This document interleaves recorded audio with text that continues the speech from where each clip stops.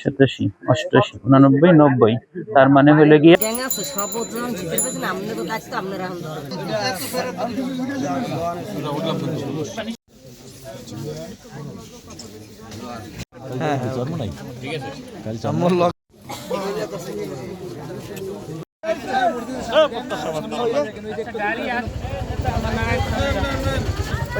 আমার করতে আছে।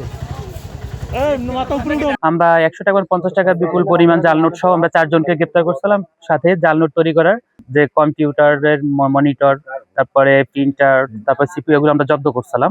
দেশের মানুষের দৃষ্টিশক্তিকে সুরক্ষিত রাখার প্রত্যয় নিয়ে এলো সেফ এলইডি লাইট।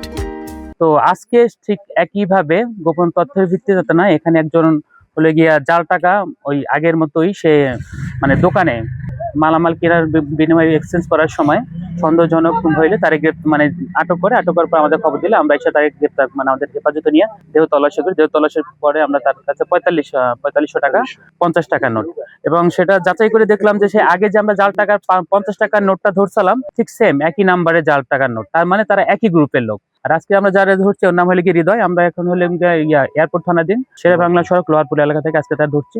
এখন আমরা পরবর্তীতে এর নিয়ে আমরা আরো জিজ্ঞাসাবাদ করে দেখি এর সাথে ও কোথা থেকে পাইছে, কার কাছ থেকে আনছে। হ্যাঁ, অবশ্যই মামলা হবে, অবশ্যই এখনো বলতে পারবো না, কারণ ওর জিজ্ঞাসাবাদ করার প্রয়োজন আছে। সবার সামনে ধরে সম্ভব না, আমাদের মতো করে জিজ্ঞাসাবাদ করে কারা জড়িত আছে। রিমান্ড তো পরবর্তীতে আসবে।